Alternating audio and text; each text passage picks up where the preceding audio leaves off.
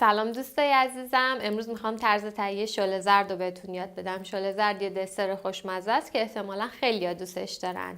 امیدوارم از دیدن ویدیوی من لذت ببرین. حتما نظراتتون رو برام تو کامنت ها بنویسین و حتما منو سابسکرایبم کنین. مرسی.